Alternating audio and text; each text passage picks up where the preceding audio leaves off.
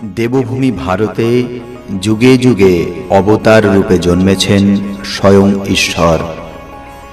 এমনই এক দিব্য জীবন যার সাথে কথোপকথনে সেই সাক্ষাৎকার তুলে এনেছিলেন শ্রী মহেন্দ্রনাথ গুপ্ত। শ্রী গদাধর চট্টোপাধ্যায় হুগলি জেলার কামারপুকুরে জন্মগ্রহণ করেন এবং পরবর্তীকালে দক্ষিণেশ্বর কালী মন্দিরে কঠোর সাধনায় সিদ্ধিপ্রাপ্ত হন। তার নাম হয় শ্রী শ্রী রামকৃষ্ণ পরমহংস। শ্রী শ্রী রামকৃষ্ণ কথামৃত শ্রী রামকৃষ্ণের বাণীর অমৃত। ইহা একটি বাংলা 5 খণ্ডের রচনা, যা মহেন্দ্রনাথ গুপ্তের কথোপকথন।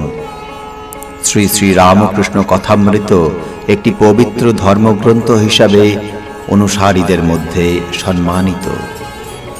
আপনারা শুনছেন দেবভূমি ভারত।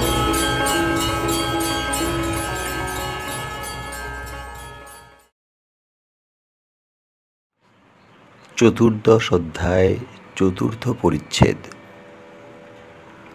ক্রমে সন্ধ্যা হইল।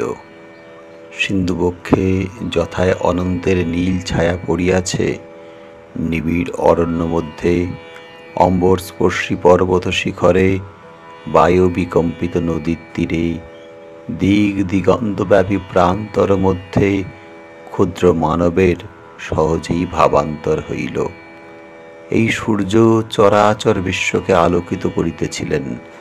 কোথায় গেলেন? বালক ভাবিতেছে, আবার ভাবিতেছেন বালক স্বভাবাপন্ন মহাপুরুষ। সন্ধ্যা হইল। কি আশ্চর্য! কে এরূপ করিল? পাখিরা পাদপশাখা আশ্রয় করিয়া রব করিতেছে। মানুষের মধ্যে যাহাদের চৈতন্য হইয়াছে, তাহারাও সেই আদি কবি কারণের কারণ পুরুষোত্তমের নামও করিতেছেন। কথা কহিতে কহিতে সন্ধ্যা হইল। ভক্তেরা যে যে আসনে বসিয়াছিলেন, তিনি সেই আসনেই বসিয়া রহিলেন। শ্রীরামকৃষ্ণ মধুর নাম করিতেছেন। সকলে উদ্গ্রীব ও উৎকর্ণ হইয়া শুনিতেছেন। এমন মিষ্ট নাম তারা কখনো শুনেন নাই, যেন সুধা বর্ষণ হইতেছে।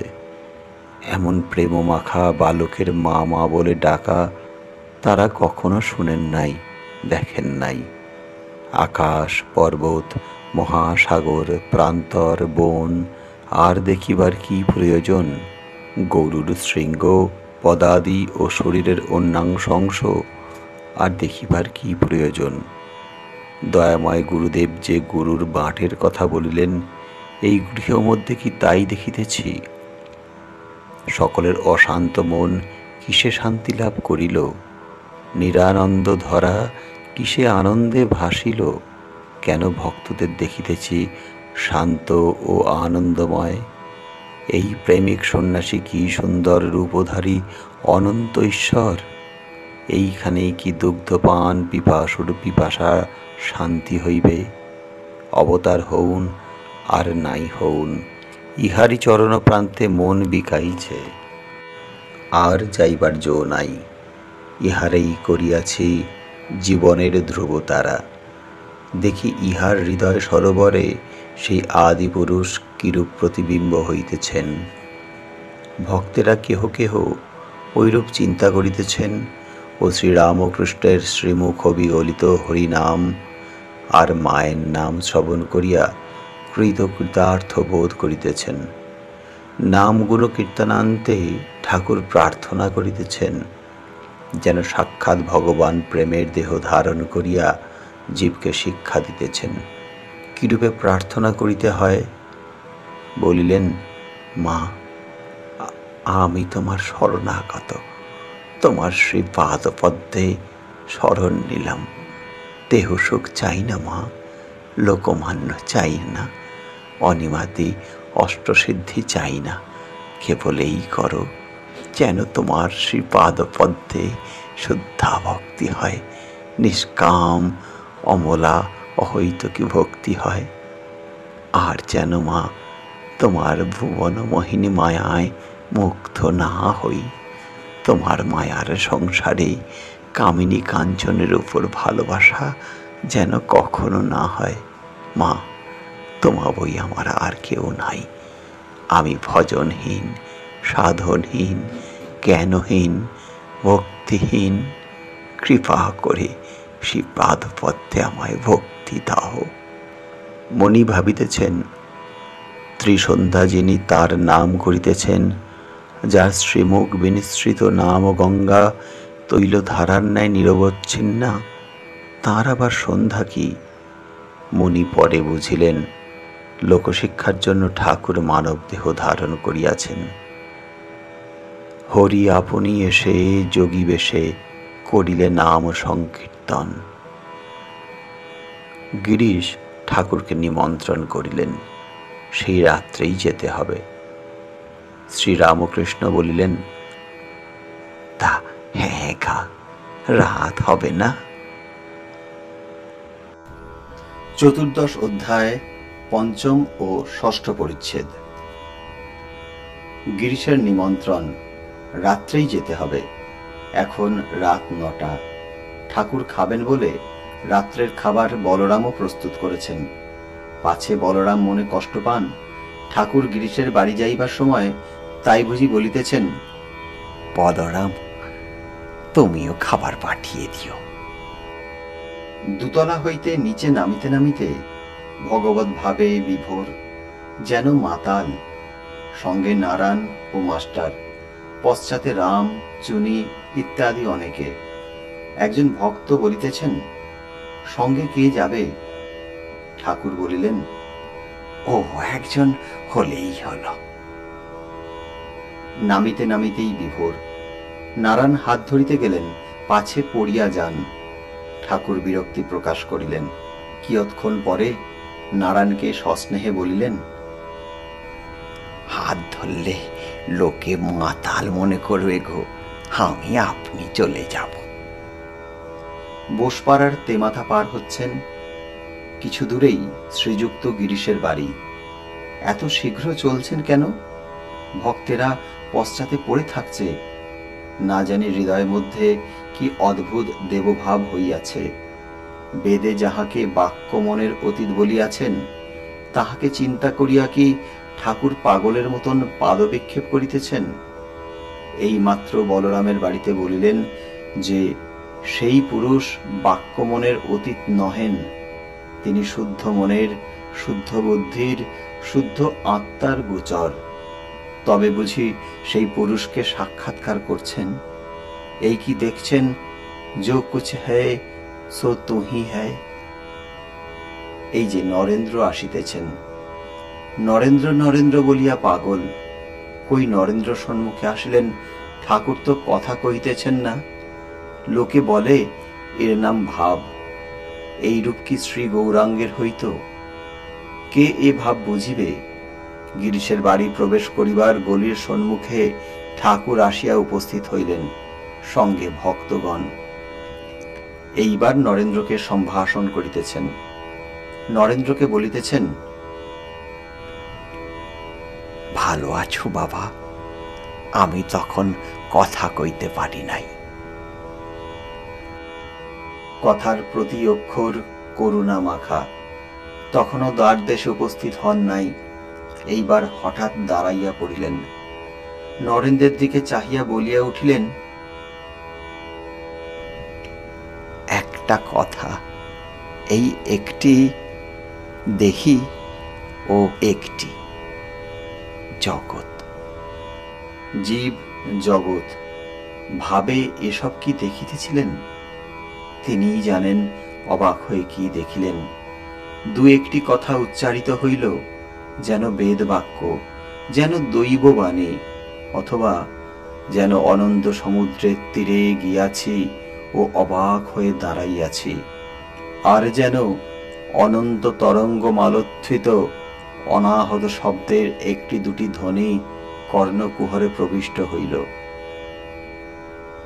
দ্বারদেশে গিরিশ ঠাকুর শ্রী রামকৃষ্ণকে গৃহমধ্যে লইয়া যাইতে আসিয়াছেন।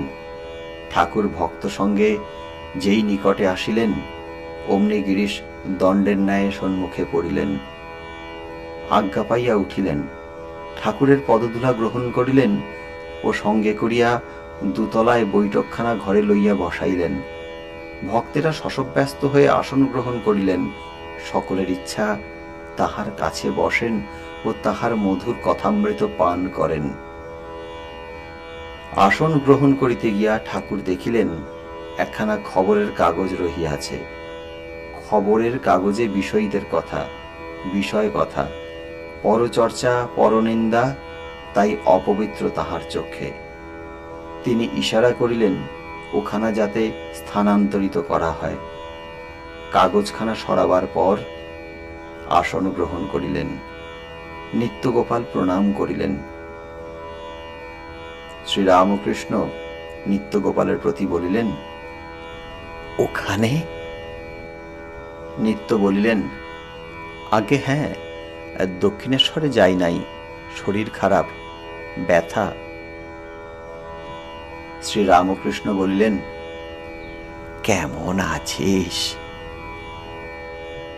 নিত্য বলিলেন, ভালো নয়। শ্রীরামকৃষ্ণ বলিলেন, 2-1 গ্রাম নিচে থাকিস।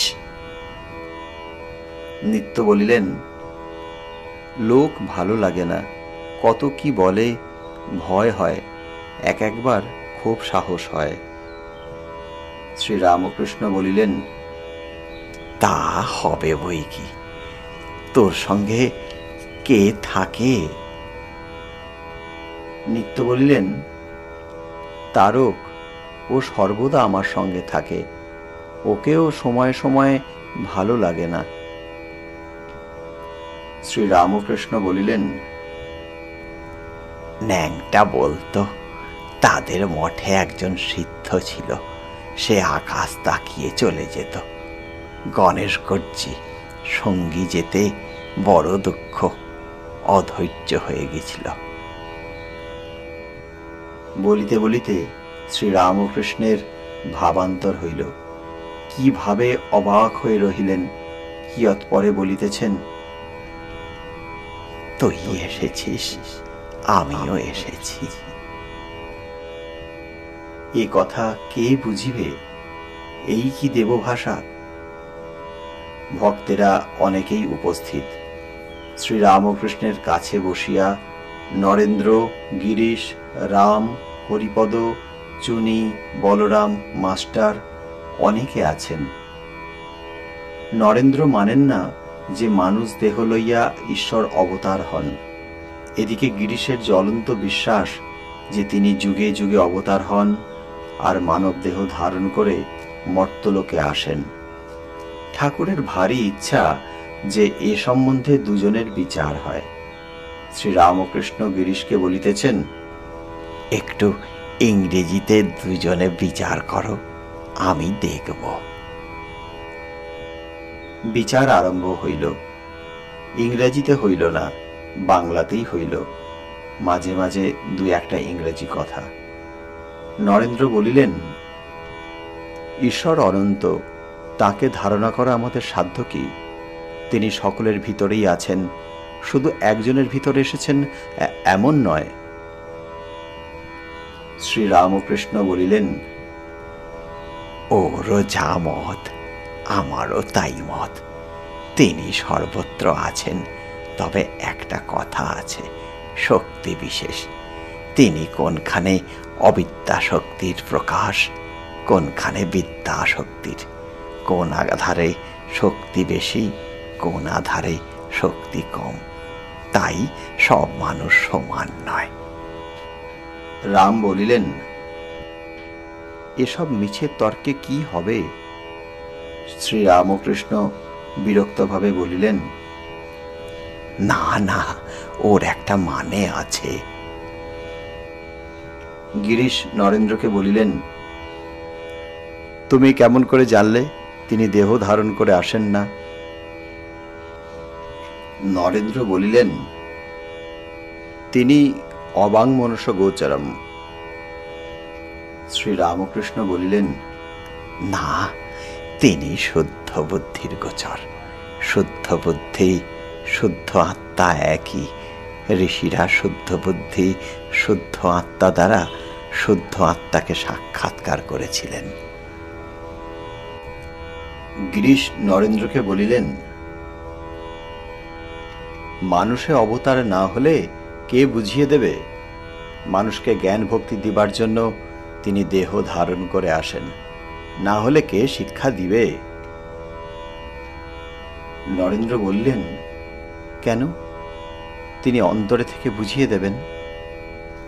শ্রী রামকৃষ্ণ সস্নেহে বলিলেন, হা হা হা, অন্তর্যামী রূপে তিনি বুঝাবেন, তিনিই বুঝাবেন। তারপর ঘোরতর তর্ক। ইনফিনিটি তার কি অংশ হয়? আবার হ্যামিল্টন কি বলেন? হাওয়ার্ড স্পেন্সার কি বলেন? টিন্ডল হাক্সলে কি বলে গেছেন? এই কথা হতে লাগলো। শ্রী রামকৃষ্ণ মাস্টারকে বলিলেন, দেখো, এগুলো আমার ভালো লাগছে না। আমি সব তাই দেখছি, বিচার আর কি করব? দেখছি তিনি সব, দেখছি তিনিই সব, তিনিই সব হয়েছেন গো, তিনিই সব হয়েছেন। তাও বটে, আবার তাও বটে। এক অবস্থায় অখণ্ডে মন বুদ্ধি হারা হয়ে যায়। নরেন্দ্রকে দেখে আমার মন অখণ্ডে লীন হয়। ও গিরিশ, তার কি করলে বলো দেখি? গিরিশ হাসিতে হাসিতে বলিলেন, ওই টেচারা প্রায় সব বুঝেছে কিনা। শ্রী রামকৃষ্ণ বলিলেন, আবার দু থাক না নামলে কথা কইতে পারি না। বেদান্ত শঙ্কর যা বুঝিয়েছেন তাও আছে, আবার রামানুজের বিশিষ্ট দ্বৈতবাদও আছে। নরেন্দ্র বলিলেন, আগে বিশিষ্টাদ্বৈতবাদ কি? শ্রী রামকৃষ্ণ নরেন্দ্রকে বলিলেন, বিশিষ্টাদ্বৈতবাদ আছে রামানুজের মতো কিনা জীব জগৎ বিশিষ্ট ব্রহ্ম সব জড়িয়ে একটি। যেমন মনে করো একটি বেল, খোলা আলাদা, বীজ আলাদা, শাঁস আলাদা একজন করেছিল। বেলটি কত ওজনের জানবার দরকার হয়েছিল। এখন শুধু শাঁস ওজন করলে কি বেলের ওজন পাওয়া যায়? যায় না গো। খোলা বিচি শাঁস সব একসঙ্গে ওজন করতে হবে। প্রথমে খোলা নয়, বিচি নয়, শাঁসটি সার পদার্থ বলে বোধ হয়। তারপর বিচার করে দেখে যে বস্তুর শ্বাস সেই বস্তুরই খোলা আর বিচি। আগে নেতি নেতি করতে যেতে হয়, জীব নেতি জগৎ নেতি এই রূপে বিচার করতে হয়। ব্রহ্মই বস্তু আর সব অবস্তু। তারপর অনুভব হয় যার শ্বাস তারই খোলা বিচি। যা থেকে ব্রহ্ম বলছ তাই থেকে জীব জগৎ গো, তাই থেকে জীব জগৎ। যারই নিত্য তারই লীলা। তাই রামানুজ বলতেন জীব জগৎ বিশিষ্ট ব্রহ্ম, এরই নাম বিশিষ্টাদ্বৈতবাদ। চতুর্দশ অধ্যায়, অষ্টম পরিচ্ছেদ। শ্রী রামকৃষ্ণ মাস্টারকে বলিলেন, মাস্টার, আমি তাই দেখছি সাক্ষাৎ, আর কি বিচার করব? আমি দেখছি তিনি এইসব হয়েছেন, তিনি জীব জগৎ হয়েছেন। তবে চৈতন্য লাভ না করলে চৈতন্যকে জানা যায় না। বিচার কতক্ষণ? যতক্ষণ না তাকে লাভ করা যায়। শুধু মুখে বললে হবে না। এই আমি দেখছি তিনি সব হয়েছেন, তার কৃপায় চৈতন্য লাভ করা চাই। চৈতন্য লাভ করলেই সমাধি হয়। মাঝে মাঝে দেহ ভুল হয়ে যায়। কামিনী কাঞ্চনের উপর আসক্তি থাকে না গো, কামিনী কাঞ্চনের উপর আসক্তি থাকে না। ঈশ্বরীয় কথা বই কিছু ভালো লাগে না, বিষয় কথা শুনলে কষ্ট হয়। চৈতন্য লাভ করলে তবে চৈতন্যকে জানতে পারা যায়। বিচারান্তে ঠাকুর শ্রী রামকৃষ্ণ মাস্টারকে বলিতেছেন, দেখেছি বিচার করে একরকম জানা যায়, তাকে ধ্যান করে একরকম জানা যায়, আবার তিনি যখন দেখিয়ে দেন সে এক। তিনি যদি দেখিয়ে দেন এর নাম অবতার, তিনি যদি তার মানুষ লীলা দেখিয়ে দেন তাহলে আর বিচার করতে হয় না, কারুকে বুঝিয়ে দিতে হয় না। কীরকম জানো, যেমন অন্ধকারের ভিতর দেশলাই খুঁজতে খুঁজতে দপ করে আলো হয়, সেই রকম দপ করে আলো যদি তিনি দেন তাহলে সব সন্দেহ মিটে যায়। এইরূপ বিচার করে কি তাকে জানা যায় গো? এইরূপ বিচার করে কি তাকে জানা যায়? ঠাকুর নরেন্দ্রকে কাছে ডাকিয়া বসাইলেন ও কুশল প্রশ্ন ও কত আদর করিতেছেন। নরেন্দ্র শ্রী রামকৃষ্ণকে বলিতেছেন, কই কালীর ধ্যান 3-4 দিন করলুম, কিছুই তো হলো না। শ্রী রামকৃষ্ণ বলিলেন, ক্রমে হবে, কালী আর কেউ নয়, যিনি ব্রহ্ম তিনি কালী। কালী আদ্যা শক্তি, যখন নিষ্ক্রিয় তখন ব্রহ্ম বলে কই, যখন সৃষ্টি স্থিতি প্রলয় করেন তখন শক্তি বলে কই, কালী বলে কই। যাকে তুমি ব্রহ্ম বলছ তাকেই কালী বলছি। ব্রহ্ম আর কালী অভেদ, যেমন অগ্নি আর দায়িকা শক্তি। অগ্নি ভাবলেই দায়িকা শক্তি ভাবতে হয়, কালী মানলেই ব্রহ্ম মানতে হয়, আবার ব্রহ্ম মানলেই কালী মানতে হয় গো, ব্রহ্ম মানলে কালী মানতে হয়। ব্রহ্ম ও শক্তি অভেদ, ওকেই শক্তি ওকেই কালী আমি বলি। এদিকে রাত হয়ে গেছে। গিরিশ হরিপদকে বলিতেছেন, ভাই একখানা গাড়ি যদি ডেকে দিস, থিয়েটারে যেতে হবে। শ্রী রামকৃষ্ণ সহাস্যে বলিলেন, দেখিস যেন আনিস। হ্যাঁ, হরিপদ সহাস্যে বলিলেন, আমি আনতে যাচ্ছি, আর আর আনবো না। গিরিশ শ্রী রামকৃষ্ণকে বলিলেন, আপনাকে ছেড়ে আবার থিয়েটারে যেতে হবে। শ্রী রামকৃষ্ণ বলিলেন, না, এদিক ওদিক দুদিকই রাখতে হবে। জনক রাজা এদিক ওদিক দুদিক রেখে খেয়েছিল দুধের বাটিয়ায়। গিরিশ বলিলেন, থিয়েটারগুলো ছোড়াদেরই ছেড়ে দিই মনে করছি।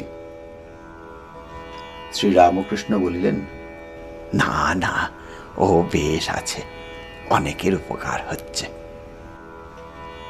নরেন্দ্র বলিলেন, এই তো ঈশ্বর বলছে, অবতার বলছে, আবার থিয়েটার টানে। শ্রী রামকৃষ্ণ নরেন্দ্রকে কাছে বসাইয়া এক দৃষ্টি দেখিতেছেন, হঠাৎ তাহার সন্নিকটে আরো সরিয়া গিয়া বসিলেন। নরেন্দ্র অবতার মানেন নাই, তাই কি এসে যায়।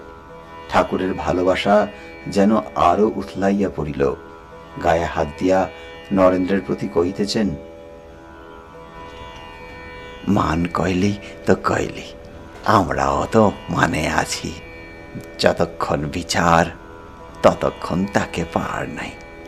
তোমরা বিচার করছিলে, আমার ভালো লাগে নাই।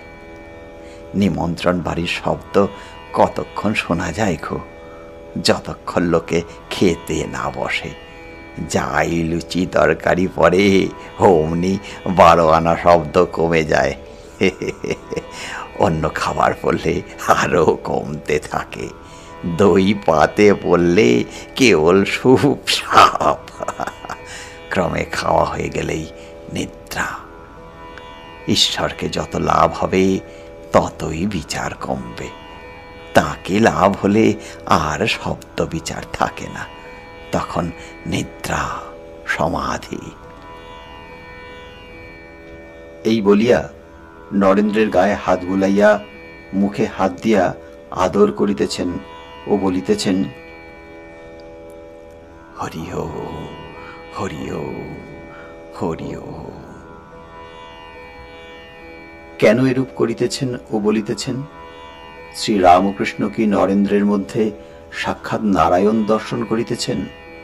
এরই নাম কি মানুষে ঈশ্বর দর্শন? কি আশ্চর্য! দেখিতে দেখিতে ঠাকুরের সংজ্ঞা যাইতেছে। ওই দেখো, বহির্জগতের হুঁশ চলিয়া যাইতেছে। এরই নাম বুঝি অর্ধবাহ্য দশা, যাহা শ্রী গৌরাঙ্গের হইয়াছিল।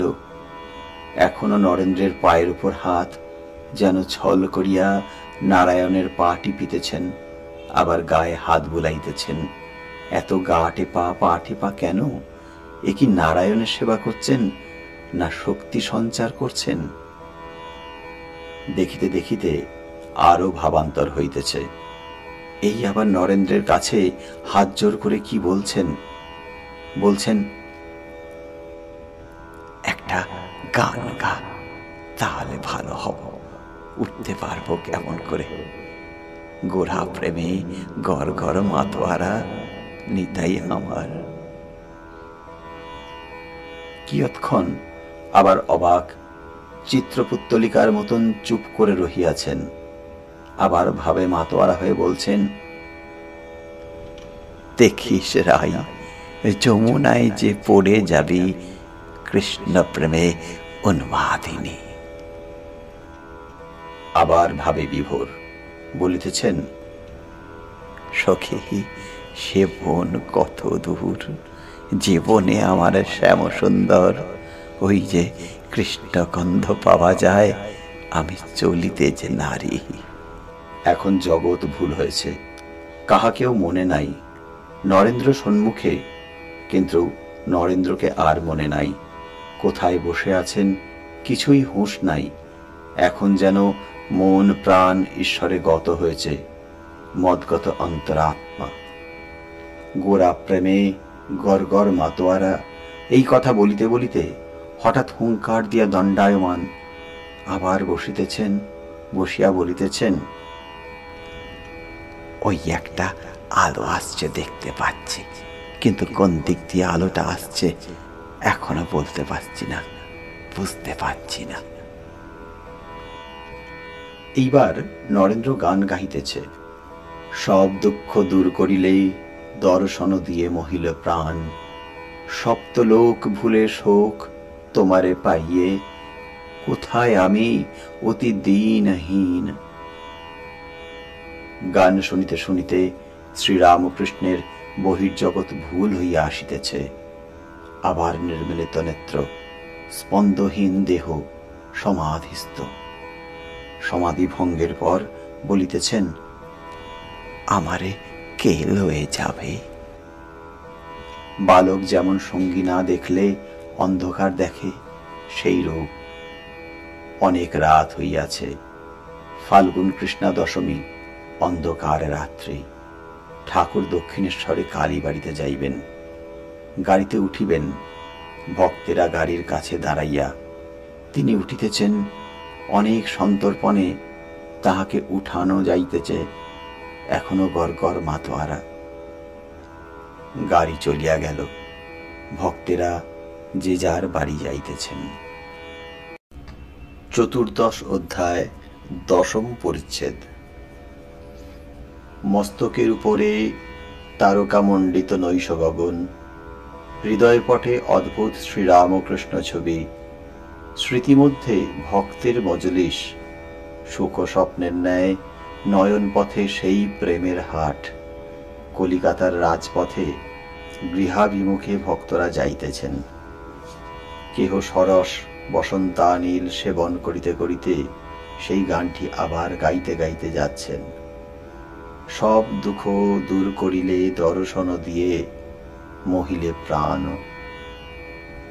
মনি ভাবতে ভাবতে যাচ্ছেন, সত্য সত্যই কি ঈশ্বর মানুষ দেহ ধারণ করে আসেন? তবে অবতার কি সত্য?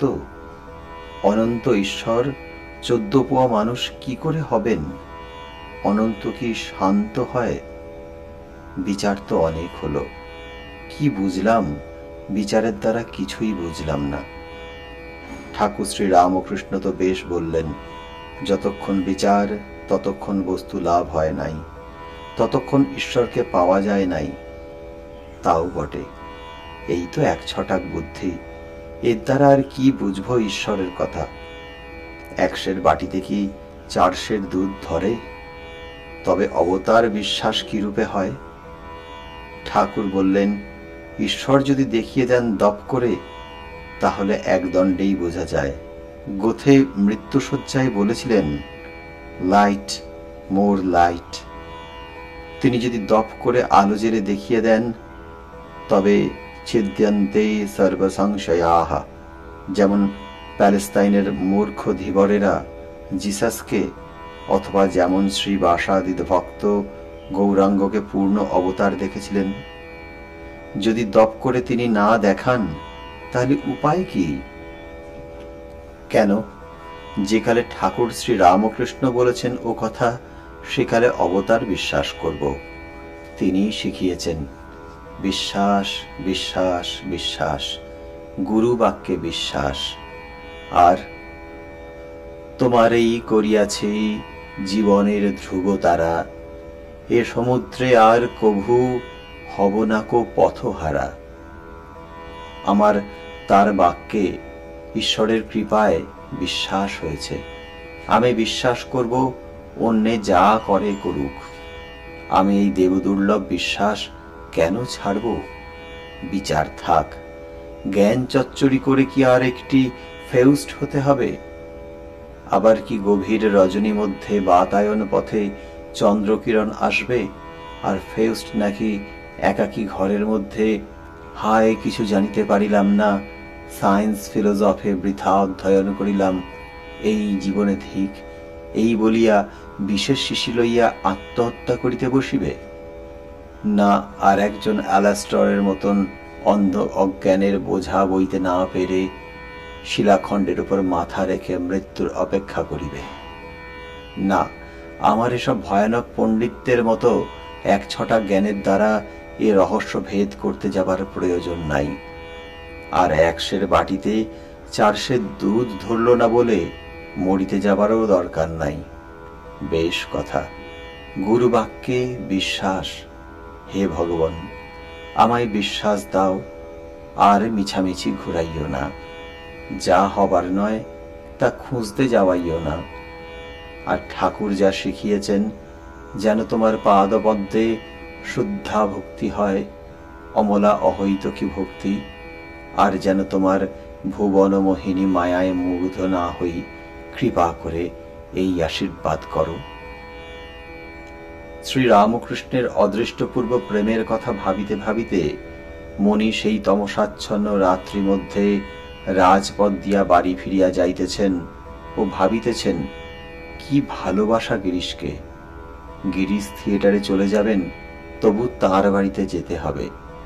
শুধু তা নয়, এমনও বলছেন না যে ত্যাগ করো, আমার জন্য গৃহ পরিজন বিষয় কর্ম সব ত্যাগ করে সন্ন্যাস অবলম্বন করো। বুঝেছি, এর মানে এই যে সময় না হলে, তীব্র বৈরাগ্য না হলে ছাড়লে কষ্ট হবে। ঠাকুর যেমন নিজে বলেন, ঘায়ের মামড়ি ঘা শুকুতে না শুকুতে ছিঁড়লে রক্ত পড়ে কষ্ট হয়, কিন্তু ঘা শুকিয়ে গেলে মামড়ি আপনি খসে পড়ে যায়। সামান্য লোকে যাদের অন্তর্দৃষ্টি নাই, তারা বলে এখনই সংসার ত্যাগ করো। ইনি সদ্গুরু, অহেতুক কৃপা সিন্ধু, প্রেমের সমুদ্র, জীবের কিসে মঙ্গল হয় এই চেষ্টা নিষেদিন করিতেছেন। আর গিরিশের কি বিশ্বাস! 2 দিন দর্শনের পরেই বলেছিলেন, প্রভু তুমি ঈশ্বর মনুষ্য দেহ ধারণ করে এসেছ আমার পরিত্রাণের জন্য। গিরিশ তো ঠিক বলেছেন, ঈশ্বর মানুষ দেহ ধারণ না করলে ঘরের লোকের মতো কে শিক্ষা দেবে, কে জানিয়ে দেবে যে ঈশ্বরী বস্তু আর সব অবস্তু কে ধরায় পতিত দুর্বল সন্তানকে হাত ধরে তুলবে? কে কামিনী কাঞ্চনা আসক্ত পাশব স্বভাব প্রাপ্ত মানুষকে আবার পূর্ববৎ অমৃতের অধিকারী করবে? আর তিনি মানুষ রূপের সঙ্গে সঙ্গে না বেড়ালে তার তদ্গতাত্মা, যাদের ঈশ্বর বই আর কিছু ভালো লাগে না, তারা কি করে কাটাবেন? তাই পরিত্রাণায় সাধুনাং বিনাশায় চ দুষ্কৃতাং ধর্ম সংস্থাপনার্থায় সম্ভবামি যুগে যুগে। কি ভালোবাসা! নরেন্দ্রের জন্য পাগল, নারায়ণের জন্য ক্রন্দন।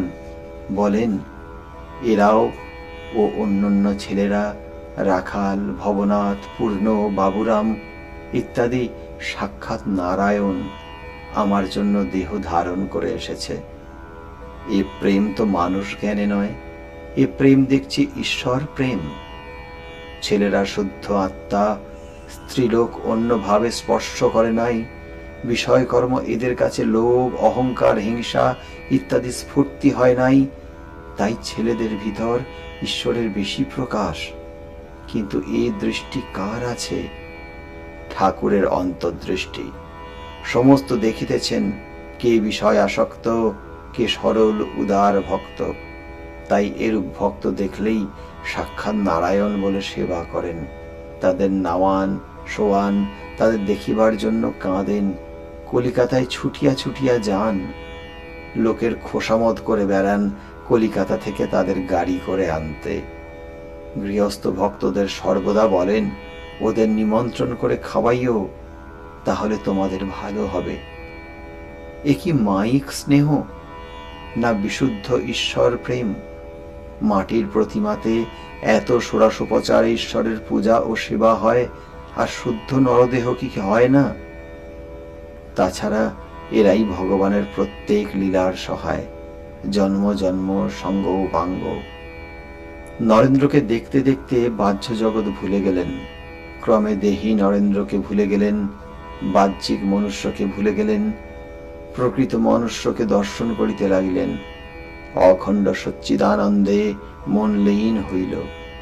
যাকে দর্শন করে কখনো অবাক স্পন্দহীন হয়ে চুপ করে থাকেন, কখনো বা ওং ওং বলেন, কখনো বা মা মা করে বালকের মতো কাঁদেন, ডাকেন, নরেন্দ্রের ভিতর তাকে বেশি প্রকাশ দেখেন। তাই নরেন্দ্র নরেন্দ্র করে পাগল। নরেন্দ্র অবতার মানেন নাই, তার আর কি হয়েছে? ঠাকুরের দিব্যচক্ষু। তিনি দেখলেন যে এ অভিমান হতে পারে। তিনি যে বড় আপনার লোক, তিনি যে আপনার মা, পাতানো মা তো নন। তিনি কেন বুঝিয়ে দেন না? তিনি কেন দপ করে আলো জেলে দেখিয়ে দেন না? তাই বুঝি ঠাকুর বলেন, মান কয়লি তো কয়লি, আমরাও তোর মানে আছি। আত্মীয় হতে যিনি পরমাত্মীয়, তার উপর অভিমান করবে না তো কার উপরে করবে? ধন্য নরেন্দ্রনাথ, তোমার উপর এই পুরুষোত্তমের এত ভালোবাসা, তোমাকে দেখে এত সহজে ঈশ্বরের উদ্দীপন। এইরূপ চিন্তা করিতে করিতে সেই গভীর রাত্রে শ্রীরামকৃষ্ণ স্মরণ করিতে করিতে ভক্তেরা গৃহে প্রত্যাবর্তন করিতেছেন। পঞ্চদশ অধ্যায়, প্রথম পরিচ্ছেদ। আশ্বিন শুক্লা চতুর্দশী, সপ্তমী, অষ্টমী ও নবমী 3 দিন মহামায়ার পূজা মহোৎসব হইয়া গিয়াছে। দশমীতে বিজয়া, তদুপলক্ষে পরস্পরের প্রেমালিঙ্গন ব্যাপার সম্পন্ন হইয়াছে। ভগবান শ্রীরামকৃষ্ণ ভক্ত সঙ্গে কলিকাতার অন্তর্বর্তী সেই শ্যামপুকুর নামক পল্লীতে বাস করিতেছেন। শরীরে কঠিন ব্যাধি, গলায় ক্যান্সার। বলরামের বাড়িতে যখন ছিলেন, কবিরাজ গঙ্গাপ্রসাদ দেখিতে আসিয়াছিলেন। তাহাকে ঠাকুর জিজ্ঞাসা করিয়াছিলেন, এ রোগ সাধ্য না অসাধ্য? কবিরাজ এ প্রশ্নের উত্তর দেন নাই, চুপ করিয়াছিলেন। ইংরেজ ডাক্তারেরাও রোগটি অসাধ্য এ কথার ইঙ্গিত করিয়াছিলেন। এক্ষণে ডাক্তার সরকার চিকিৎসা করিতেছেন। আজ বৃহস্পতিবার 22 অক্টোবর 1885 খ্রিস্টাব্দ। শ্যামপুকুর স্থিত একটি দ্বিতল গৃহমধ্যে শ্রী রামকৃষ্ণ দোতলা ঘরের মধ্যে শয্যা রচনা হইয়াছে, তাহাতে উপবিষ্ট। ডাক্তার সরকার, শ্রীযুক্ত ঈশানচন্দ্র মুখোপাধ্যায় ও ভক্তেরা সম্মুখে এবং চারিদিকে সমাসীন। ঈশান বড় দানী, পেনশন লইয়াও দান করেন, ঋণ করিয়া দান করেন, আর সর্বদাই ঈশ্বর চিন্তায় থাকেন। পীড়া শুনিয়া তিনি দেখিতে আসিয়াছেন। ডাক্তার সরকার চিকিৎসা করিতে আসিয়া 6-7 ঘণ্টা করিয়া থাকেন। শ্রীরামকৃষ্ণকে সাতিশয় ভক্তি শ্রদ্ধা করেন ও ভক্তদের সহিত পরম আত্মীয়ের ন্যায় ব্যবহার করেন। রাত্রি প্রায় 7টা হইয়াছে। বাহিরে জ্যোৎস্না, পূর্ণাবয়ব নিশানাথ যেন চারিদিকে সুধা ঢালিতেছেন। ভিতরে দীপালোক। ঘরে অনেক লোক। অনেকে মহাপুরুষ দর্শন করিতে আসিয়াছেন। সকলেই এক দৃষ্টে তাহার দিকে চাহিয়া রহিয়াছেন। শুনিবেন তিনি কি বলেন ও দেখিবেন তিনি কি করেন। ঈশানকে দেখিয়া ঠাকুর শ্রী রামকৃষ্ণ বলিতেছেন, যে সংসারী ঈশ্বরের পাদপদ্মে ভক্তি রেখে সংসার করে, সে ধন্য, সে বীর পুরুষ গো, সে বীর পুরুষ। যেমন কারো মাথায় 2 মণ বোঝা আছে আর বর যাচ্ছে, মাথায় বোঝা তবু সে বর দেখছে। খুব শক্তি না থাকলে হয় না গো, খুব শক্তি না থাকলে হয় না। যেমন পাঁকাল মাছ পাঁকে থাকে, কিন্তু গায়ে এতটুকুও পাঁক নাই। পান গৌটি সর্বদা ডুব মারে, কিন্তু পাখা একবার ঝাড়া দিলেই আর গায়ে জল থাকে না। কিন্তু সংসারে নির্লিপ্তভাবে থাকতে গেলে কিছু সাধন করা চাই। দিন কতক নির্জনে থাকা দরকার। তা 1 বছর হোক, 6 মাস হোক, 3 মাস হোক বা 1 মাস হোক। সেই নির্জনে ঈশ্বর চিন্তা করতে হয়। সর্বদা তাকে ব্যাকুল হয়ে ভক্তির জন্য প্রার্থনা করতে হয়। আর মনে মনে বলতে হয়, আমার এই সংসারে কেউ নাই, যাদের আপনার বলি তারা 2 দিনের জন্য। ভগবান, ভগবান আমার একমাত্র আপনার লোক, তিনি আমার সর্বস্ব। হায়, কেমন করে তাকে পাব? ভক্তি লাভের পর সংসার করা যায়। যেমন হাতে তেল মেখে কাঁঠাল ভাঙলে হাতে আর আঠা লাগে না। সংসার জলের স্বরূপ, আর মানুষের মনটি যেন দুধ। জলে যদি দুধ রাখতে যাও, দুধে জলে এক হয়ে যাবে। তাই নির্জন স্থানে দই পাততে হয়, দই পেতে মাখন তুলতে হয়। তা মাখন তুলে যদি জলে রাখো, তাহলে জলে মিশবে না, নির্লিপ্ত হয়ে ভাসতে থাকবে। ব্রহ্মজ্ঞানীরা আমায় বলেছিল, মহাশয়, আমাদের জনক রাজার মতো, তার মতো নির্লিপ্তভাবে আমরা সংসার করব। আমি বললুম, নির্লিপ্তভাবে সংসার করা বড় কঠিন গো। মুখে বললেই জনক রাজা হওয়া যায় না। জনক রাজা হেঁট মুন্ড হয়ে ঊর্ধ্বপদ করে কত তপস্যা করেছিলেন। তোমাদের হেঁট মুন্ড বা ঊর্ধ্বপদ হতে হবে না, কিন্তু সাধন চাই, নির্জনে বাস চাই। নির্জনে জ্ঞান লাভ, ভক্তি লাভ করে তবে গিয়ে সংসার করতে হয়। দই নির্জনে পাততে হয়, ঠেলাঠেলি নাড়ানাড়ি করলে দই বসে না। জনক নির্লিপ্ত বলে তার একটি নাম বিদেহ। কি না, দেহে দেহ বুদ্ধি নাই। সংসারে থেকেও জীবন মুক্ত হয়ে বেড়াতেন, কিন্তু দেহবুদ্ধি যাওয়া অনেক দূরের কথা। খুব সাধন চাই।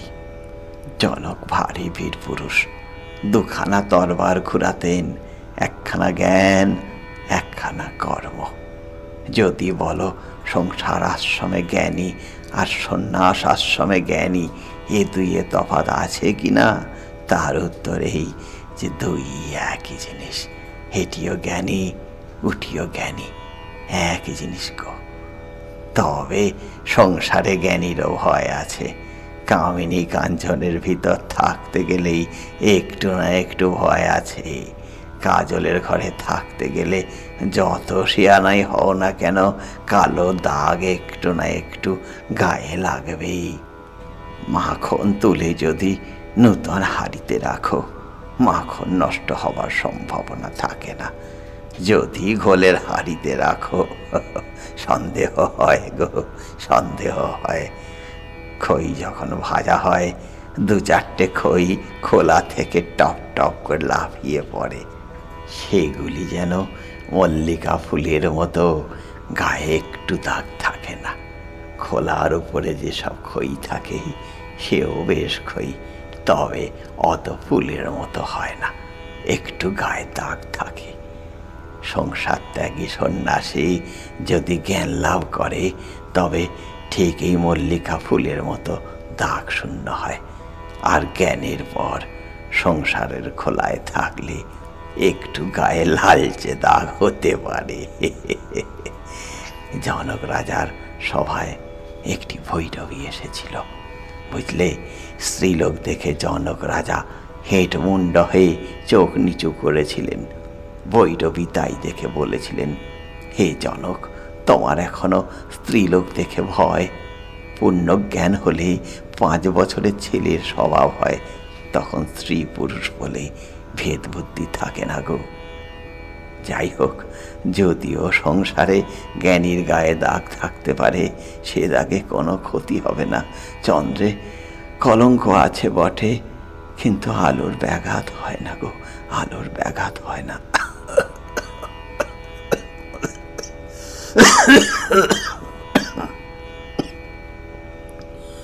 কেউ যদি জ্ঞান লাভের ফল লোক শিক্ষার জন্য কর্ম করে, যেমন জনক ও নারদ আদি, লোকশিক্ষার জন্য শক্তি থাকা চাই। ঋষিরা নিজের নিজের জ্ঞানের জন্য বিচরণ করে বেড়াতেন, তারা বীর পুরুষ। হাওয়াতে কাঠ যখন ভেসে যায়, পাখি একটি বসলে ডুবে যায়, কিন্তু বাহাদুরি কাঠ যখন ভেসে যায়, তখন গরু, মানুষ, এমনকি হাতি পর্যন্ত তার উপর যেতে পারে। স্টিমবোট আপনিও পারে যায়, আবার কত মানুষকে পার করে দেয়। নারদ আদি আচার্য বাহাদুরি কাঠের মতো, স্টিমবোটের মতো। কেউ খেয়ে গামছা দিয়ে মুখ মুছে বসে থাকে, পাছে কেউ টের পায়। আবার কেউ কেউ একটা আম পেলে সেটাকে কেটে একটু একটু করে সকলকে দেয়, আর আপনিও খায়। নারদ আদি আচার্য সকলের মঙ্গলের জন্য জ্ঞান লাভের পরেও ভক্তি লয়েছিলেন গো, ভক্তি লয়েছিলেন। জয় মা, জয় মা, জয় মা।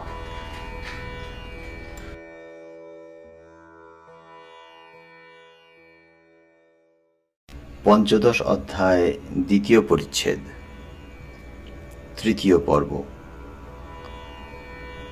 ডাক্তার বলিলেন, আগে ঘোড়ার চক্ষে 2 দিকে ঠুলি না দিলে ঘোড়া কি এগুতে চায়?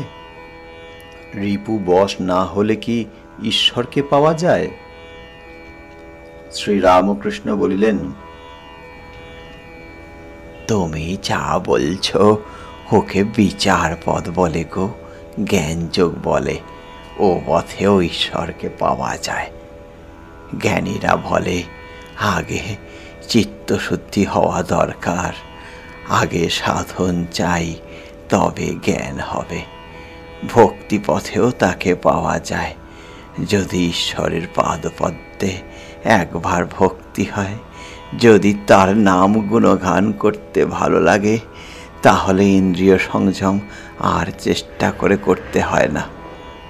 রিপুবশ আপনা আপনি হয়ে যায়। যদি কারুর পুত্র শোক হয়, সেদিন সে কি আর লোকের সঙ্গে ঝগড়া করতে পারে? পারে না গো। নিমন্ত্রণে যেতে পারে? না না, তাও পারে না। সে কি লোকের সামনে অহংকার করে বেড়াতে পারে? না, সুখ সংভোগ ভোগ করতে পারে? বাদুলে পোকা যদি একবার আলো দেখতে পায়, তাহলে কি সে আর অন্ধকারে থাকে গা? ডাক্তার সহাস্যে বলিলেন, তা পুড়েও মরুক, সেও শিকার। শ্রীরামকৃষ্ণ বলিলেন, না গো, ভক্ত কিন্তু বাদুলে পোকার মতো পুড়ে মরে না। ভক্ত যে আলো দেখে ছুটে যায়, সেই যে মনির আলো গো, সেই যে মনির আলো। মনির আলো খুব উজ্জ্বল বটে, কিন্তু স্নিগ্ধ আর শীতল। এ আলোতে গা পুড়ে না, এ আলোতে শান্তি হয়, আনন্দ হয়। বিচার পথে, জ্ঞানযোগের পথে তাকে পাওয়া যায়, কিন্তু এ পথ বড় কঠিন। আমি শরীর নই, মন নই, বুদ্ধি নই। আমার রোগ নাই, শোক নাই, অশান্তি নাই। আমি সচ্চিদানন্দ স্বরূপ। আমি সুখ দুঃখের অতীত। আমি ইন্দ্রিয়ের বল নই। এসব কথা মুখে বলা খুব সোজা, কাজে করা, ধারণা করা বড় কঠিন। কাঁটাতে হাত কেটে যাচ্ছে, দরদর করে রক্ত পড়ছে, অথচ বলছি, কই, কাঁটায় আমার হাত কাটে নাই, আমি বেশ আছি। এসব কথা বলা সাজে না। আগে ওই কাঁটাকে জ্ঞানাগ্নিতে পোড়াতে হবে তো। অনেকে মনে করে বই না পড়ে বুঝি জ্ঞান হয় না, বিদ্যা হয় না। কিন্তু পড়ার চেয়ে শোনা ভালো গো, শোনার চেয়ে দেখা ভালো। কাশীর বিষয় পড়া, কাশীর বিষয় শোনা আর কাশী দর্শন অনেক তফাৎ। আবার যারা নিজে শতরঞ্চ খেলে, তারা চাল তত বোঝে না। কিন্তু যারা না খেলে উপর চাল বলে দেয়, তাদের চাল ওদের চেয়ে অনেকটা ঠিক ঠিক হয়। সংসারী লোক মনে করে আমরা বড় বুদ্ধিমান, কিন্তু তারা বিষয় আসক্ত। নিজে খেলছে, নিজের চাল ঠিক বুঝতে পারে না। কিন্তু সংসার ত্যাগী সাধু লোক, বিষয় অনাসক্ত, তারা সংসারীদের চেয়ে বুদ্ধিমান। নিজে খেলে না, তাই উপর চাল ঠিক বলে দিতে পারে। ডাক্তার অন্যান্য ভক্তদের প্রতি বলিলেন, বই পড়লে এ ব্যক্তির মানে পরমহংসদেবের এত জ্ঞান হতো না। ফ্যারাডে কমিউন উইথ নেচার, প্রকৃতিকে ফ্যারাডে নিজে দর্শন করত, তাই অত সায়েন্টিফিক ট্রুথ ডিসকভার করতে পেরেছিল। বই পড়ে বিদ্যা হলে অত হতো না। Mathematical formulate only through the brain into confusion, original ইনকোয়ারির পথে বড় বিঘ্ন এনে দেয়। শ্রীরামকৃষ্ণ ডাক্তারকে বলিলেন, তা ডাক্তার যখন পঞ্চবটিতে মাটিতে পড়ে মাকে ডাকতুম, আমি মাকে বলেছিলাম, মা আমায় দেখিয়ে দাও কর্মীরা কর্ম করে যা পেয়েছে, যোগীরা যোগ করে যা দেখেছে, জ্ঞানীরা বিচার করে যা জেনেছে। আরো কত কি, তা কি বলবো। আহা, কি অবস্থায় গেছে, ঘুম যায়। এই বলিয়া পরমহংসদেব গান করিয়া বলিতে লাগিলেন, ঘুম ভেঙেছে আর কি ঘুমাই, যোগে জাগে জেগে আছি। ঘুম ভেঙেছে আর কি ঘুমাই, জাগে জেগে আছি, এখন যোগ নিদ্রা তোরে দিয়ে মা, যোগ নিদ্রা তোরে দিয়ে মা, ঘুমের ঘুম পাড়ায়েছি, যোগে জাগে জেগে আছি। ঘুম ভেঙেছে আর কি ঘুমাই,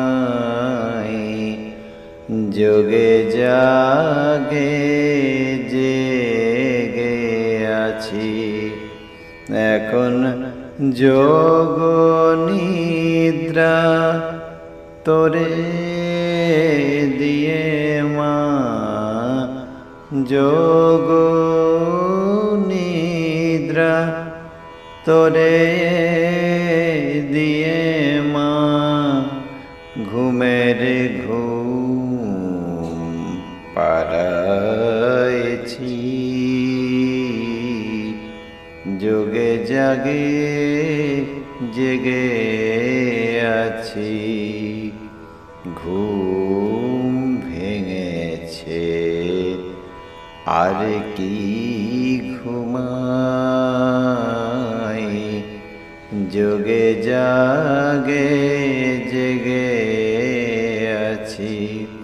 ঘুম ভেঙেছে আর কি ঘুমাই, যোগে জাগে জেগে আছি। আমি তো বইটই কিছুই পড়িনি, কিন্তু দেখো মার নাম করি বলে আমায় সবাই মানে। শম্ভু মল্লিক আমায় বলেছিল, ঢাল নাই তরোয়াল নাই, শান্তি রাম সিং। শ্রীযুক্ত গিরিশচন্দ্র ঘোষের বুদ্ধদেব চরিত অভিনয়ে কথা হইতে লাগিল। তিনি ডাক্তারকে নিমন্ত্রণ করিয়া ওই অভিনয় দেখাইয়াছিলেন। ডাক্তার উহা দেখিয়া যার পর্যায় আনন্দিত হইয়াছিলেন। ডাক্তার গিরিশকে বলিলেন, তুমি তো বড় বদলোক, আমায় কি রোজ থিয়েটারে যেতে হবে? শ্রীরামকৃষ্ণ মাস্টারকে বলিলেন, মাস্টার মাস্টার কি বলছে আমি বুঝতে পারছি না। মাস্টার বলিলেন, ওর থিয়েটার বড় ভালো লেগেছে। পঞ্চদশ অধ্যায়, তৃতীয় পরিচ্ছেদ। শ্রীরামকৃষ্ণ ঈশানকে বলিতেছেন, তুমি কিছু বলো না, এ ডাক্তার অবতার মানছে না। ঈশান বলিলেন, আজ্ঞা কি আর বিচার করব, বিচার আর ভালো লাগে না। শ্রীরামকৃষ্ণ বিরক্ত হইয়া বলিলেন, কেন সঙ্গত কথা বলবে না? ঈশান ডাক্তারকে বলিলেন, অহংকারের দরুন আমাদের বিশ্বাস কম। কাকভূষণডি রামচন্দ্রকে প্রথম অবতার বলে মানেন নাই। শেষে যখন চন্দ্রলোক দেবলোক কৈলাস ভ্রমণ করে দেখলে যে রামের হাত থেকে কোনো রূপেই নিস্তার নাই, তখন নিজে ধরা দিলে, রামের শরণাগত হল। রাম তখন তাকে ধরে মুখের ভিতর নিয়ে গিলে ফেললেন। ভূষণ্ডী তখন দেখে যে সে তার গাছে বসে রয়েছে। অহংকার চূর্ণ হলে তবে কাকভূষণ্ডী জানতে পারলে যে রামচন্দ্র দেখতে আমাদের মতো মানুষ বটে, কিন্তু তাঁরই উদরে ব্রহ্মাণ্ড, তাঁরই উদরের ভিতর আকাশ, চন্দ্র, সূর্য, নক্ষত্র, সমুদ্র, পর্বত, জীব জন্তু, গাছ ইত্যাদি। শ্রীরামকৃষ্ণ ডাক্তারকে বলিলেন, ওইটুকু বুঝা শক্ত, তিনি সরাট, তিনি বিরাট। যাঁরই নিত্য তাঁরই লীলা। তিনি মানুষ হতে পারেন না, এই কথা জোর করে আমরা ক্ষুদ্র বুদ্ধিতে কি বলতে পারি? আমাদের ক্ষুদ্র বুদ্ধিতে এসব কথা কি ধারণা হতে পারে? 1 সের ঘটিতে কি 4 সের দুধ ধরে গা?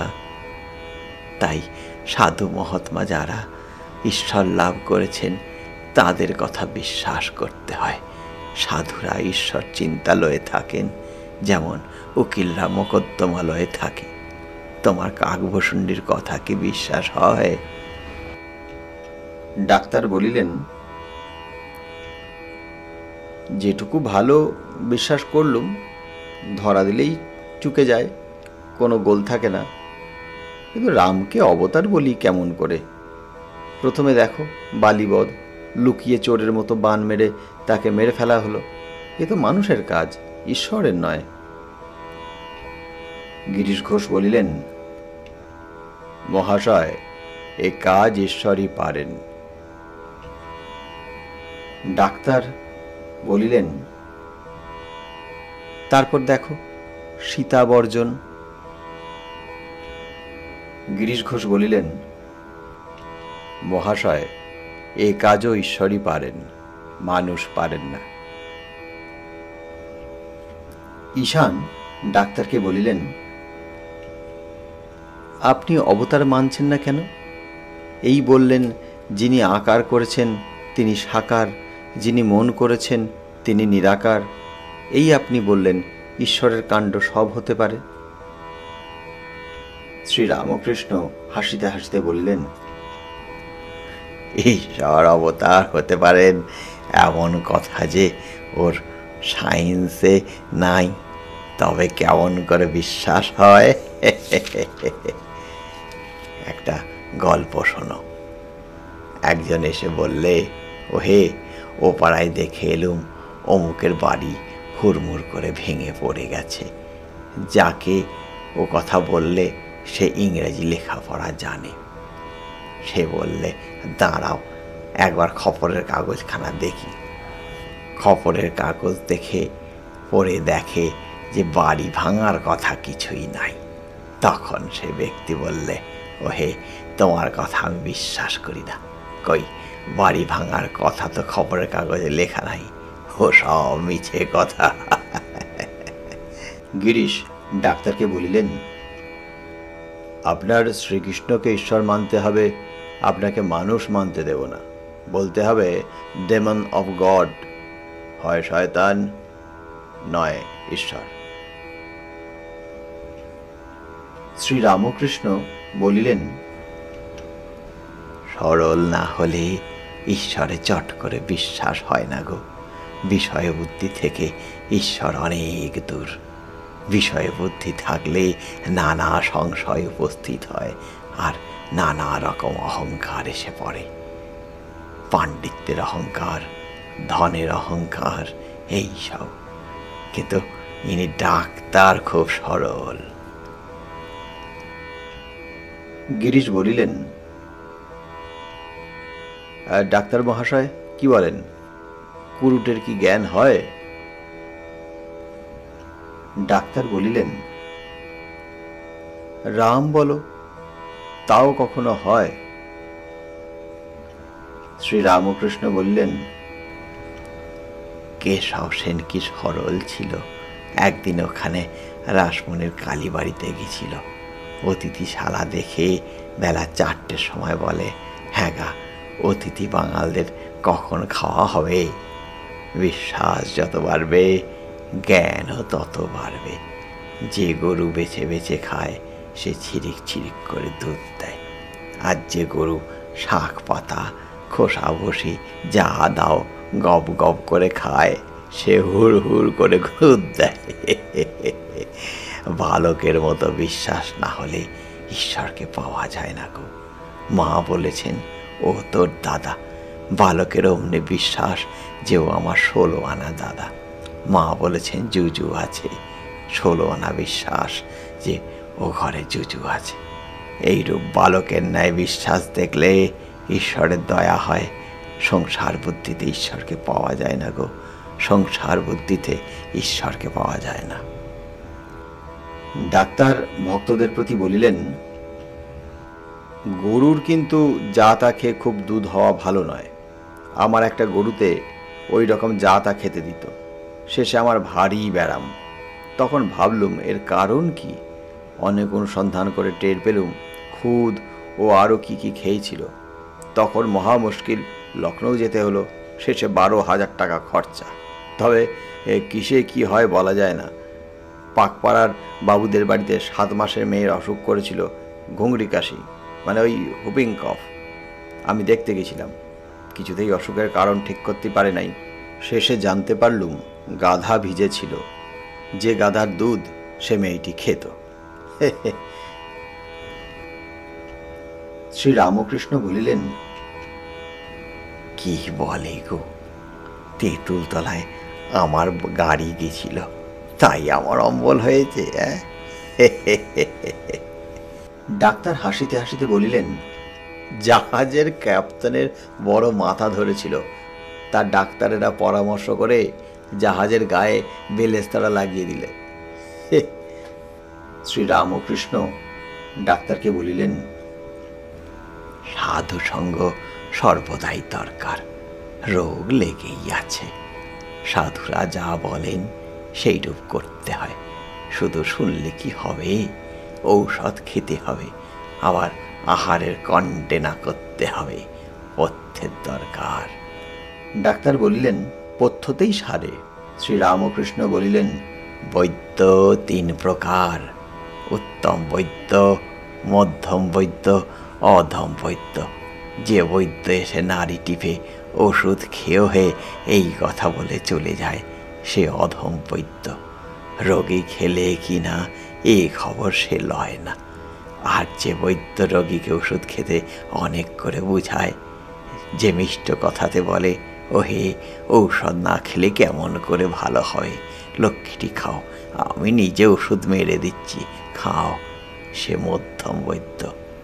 আর যে বৈদ্য রোগী কোনো মতে খেলো না দেখে বুকে হাঁটু দিয়ে জোর করে ওষুধ খাইয়ে দেয়, সে উত্তম বৈদ্য।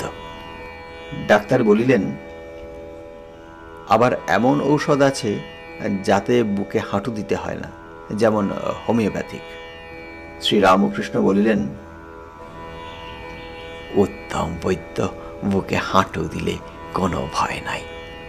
বৈদ্যের মতো আচার্য 3 প্রকার, যিনি ধর্ম উপদেশ দিয়ে শিষ্যদের আর কোনো খবর লন না, তিনি মধ্যম আচার্য, যিনি শিষ্যদের মঙ্গলের জন্য তাদের বারবার বুঝান, যাতে উপদেশগুলি ধারণা করতে পারে, রামকৃষ্ণ অভিনয় করেন, ভালোবাসা দেন। প্রতিদিন তিনি আমাদের এই চ্যানেলে সম্প্রচারিত হচ্ছে কোনো মতে শুনছে না দেখে কোনো আচার্য জোর পর্যন্ত করেন, তাকে বলি উত্তম। আমাদের চ্যানেলটি থেকে শ্রী শ্রী রামকৃষ্ণ কথামৃত শোনার জন্য এই চ্যানেলটিকে লাইক এবং সাবস্ক্রাইব করে রাখুন এবং বেল আইকনে ক্লিক দিয়ে রাখুন, যাতে প্রতিদিন সময় মতন এটি আপনি শুনতে পান।